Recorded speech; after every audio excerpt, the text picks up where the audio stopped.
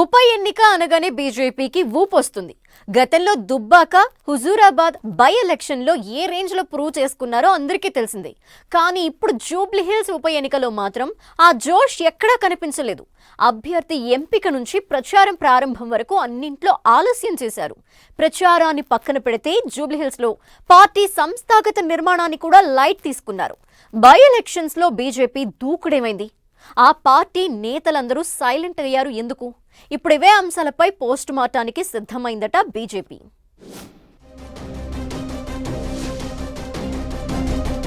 ఉప ఎన్నికలో బీజేపీ జోష్ ఏమైంది? అభ్యర్థి ఎంపికలో ఎందుకు ఆలస్యమైంది? ప్రచారాన్ని ఆ పార్టీ నేతలు పట్టించుకోలేదా? జూబ్లీ హిల్స్ ఉప ఎన్నికలో కాంగ్రెస్, బీఆర్ఎస్ ప్రచార రథాలు గల్లీ గల్లీ తిరుగుతున్న సమయంలో కమలం ప్రచార రథం షెడ్డు కూడా దాటలేదు. కాంగ్రెస్, బీఆర్ఎస్ నేతలు మైకులు పట్టుకుని దండయాత్ర చేస్తున్న టైంలో బీజేపీ అభ్యర్థిని కూడా ఫైనల్ చేయలేదు. జూబ్లీ హిల్స్ ఉప ఎన్నిక ఖాయమని 4 నెలల ముందే తెలిసినా బీజేపీ యాక్టివ్ అవడంలో లేట్ చేసిందన్న చర్చ పార్టీ ఆఫీసులో హాట్ గా సాగుతోందట. అభ్యర్థి ఎంపిక అంశాన్ని పక్కన పెడితే పార్టీ సంస్థాగత నిర్మాణాన్ని కూడా పట్టించుకోలేదు. బై ఎలక్షన్లో లోకల్ నాయకత్వం పూర్తిగా ఫెయిల్ అయిందనే గాసిప్స్ పార్టీ ఆఫీసులో బిగ్ సౌండ్ చేస్తున్నాయట. జూబ్లీ హిల్స్ నియోజకవర్గంలో దాదాపు 400 పోలింగ్ బూతులుంటే 240 పోలింగ్ బూతులకు అధ్యక్షులనే నియమించలేదు. ఇక శక్తి కేంద్రాలు, వాటి ఇన్ఛార్జీల మాట సరే. బీజేపీలో ఎప్పుడు చూడని వినని ఆలస్యానికి ఎవరు కారణమని ఇప్పుడు పార్టీలో పెద్ద చర్చనీయాంశమైంది. తెలంగాణ బీజేపీ చీఫ్గా రామచంద్రరావు పగ్గాలు చేపట్టిన తర్వాత వచ్చిన తొలి ఎన్నిక. ఈ ఎన్నికను ఆయన ఎలా డీల్ చేస్తారో అని ఎన్నికల ముందు అందరూ చర్చించుకున్నారు. కానీ జూబ్లీ హిల్స్ ఉప ఎన్నిక బాధ్యతను కేంద్ర మంత్రి కిషన్ రెడ్డిపై నెట్టేశారట నేతలు. జూబ్లీ హిల్స్ అసెంబ్లీ నియోజకవర్గం కేంద్ర మంత్రి కిషన్ రెడ్డి పార్లమెంట్ పరిధిలోకి వస్తుంది.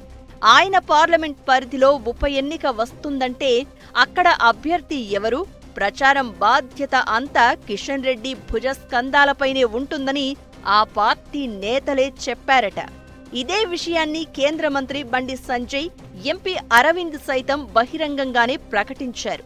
ఇది కిషన్ రెడ్డి అడ్డా అంటూ ప్రచారంలోనే కామెంట్స్ చేశారు. దీంతో జూబ్లీ హిల్స్ ఉప ఎన్నిక బాధ్యతను పరోక్షంగా కిషన్ రెడ్డి పైకి నెట్టేశారని పార్టీలో వినిపిస్తున్న టాక్. జూబ్లీ హిల్స్ ఉప ఎన్నిక గెలుపు ఓటముల బాధ్యత ఆయనకే వర్తించేలా పరోక్షంగా ప్రకటనలు కూడా చేశారట. జూబ్లీ హిల్స్ అసెంబ్లీ నియోజకవర్గంలో 2023లో జరిగిన సాధారణ ఎన్నికల్లో బీజేపీకి 25,000 పైచీలుకు ఓట్లు వచ్చాయి. పార్లమెంటు ఎన్నికల్లో అవి 65,000కు పైగా పెరిగాయి. కానీ ఇప్పుడు బీజేపీ తన ఓటు శాతాన్ని కూడా కాపాడుకోలేకపోయింది. జూబ్లీ హిల్స్ ఉప ఎన్నికలో బీజేపీ పరిస్థితి ఇంతలా దిగజారడానికి కారణాలేంటి అన్నదానిపై పార్టీలో విశ్లేషణలు సాగుతున్నాయట. ఎక్కడ పొరపాటు జరిగిందో లెక్కలు తీస్తున్నారట. ఎన్నికలను చాలా మంది రాజకీయ విశ్లేషకులు రన్నింగ్ రేస్తో పోలుస్తూ ఉంటారు. ఎవరైతే ముందుగా అడ్వాంటేజ్ తీసుకుంటారో వారే ముందుంటారు. జూబ్లీ హిల్స్ ఉప ఎన్నిక రన్నింగ్ రేసులో బీజేపీ ముందస్తు ప్లానింగ్ లేకపోవడం వల్ల అడ్వాంటేజ్ తీసుకోవడంలో వెనకబడిందని పార్టీ నేతలే భావిస్తున్నారట. అభ్యర్థి ఎవరన్నది అధికారికంగా ప్రకటించకపోయినప్పటికీ ప్రచారం చేసి ఉంటే బాగుండు అనే చర్చ నడుస్తోందట. పార్టీ క్యాడర్ను అంతా జూబ్లీ హిల్స్ లో మోహరించినప్పటికీ అప్పటికే ఆలస్యమైందన్న టాక్ వినిపిస్తుందట. నియోజకవర్గ ఇన్ఛార్జీలుగా ఎంపీ రఘునందన్, పాయల్ శంకర్ వంటి నేతలను కమిటీలో వేసినప్పటికీ వారికి పూర్తి స్వేచ్ఛ ఇవ్వలేదనే గాసిప్స్ కూడా వినిపిస్తున్నాయట. మరీ ముఖ్యంగా శక్తి కేంద్రాల ఇన్ఛార్జీలు, బూత్ ఇన్ఛార్జీల నియామకం చేసినప్పటికీ సకాలంలో చేయకపోవడం, ప్రచారం మొదలుకుని అభ్యర్థి ఎంపిక వరకు అన్నీ ఆలస్యం అవ్వడం కూడా ఒక కారణం అంటున్నారట. చివరికి ఎలాగో ఓడిపోతున్నామని పోల్ మేనేజ్మెంటును సైతం సరిగా పట్టించుకోలేదట. బయట నుంచి వచ్చిన లీడర్లు, క్యాడర్ ఎన్నికల రోజు జూబ్లీహిల్స్ లో మోహరించినప్పటికీ సంస్థాగత నిర్మాణం సరిగా లేకపోవడంతో ఓటరుని పోలింగ్ బూత్ దగ్గరకు తీసుకురావడంలో విఫలమయ్యారన్న చర్చ సైతం పార్టీ ఆఫీసులో వినిపిస్తోంది. జూబ్లీహిల్స్ ఎపిసోడులో బయట నుంచి వచ్చి పనిచేసిన బీజేపీ కార్యకర్తలు గ్రేట్ అన్న చర్చ సైతం సాగుతోంది. క్షేత్రస్థాయిలో వారికి సరైన ఏర్పాట్లు చేసినా, చెయ్యకున్నా, అకామిడేషన్ ఇచ్చినా ఇవ్వకపోయినా అందరూ అక్కడే ఉండి దాదాపు నెల రోజులు పని చేశారని అనుకుంటున్నారు. అయితే ఈ కార్యకర్తల కష్టానికి సరైన ఫలితం రావడం లేదన్న నిరాశలో సైతం ఉన్నారట.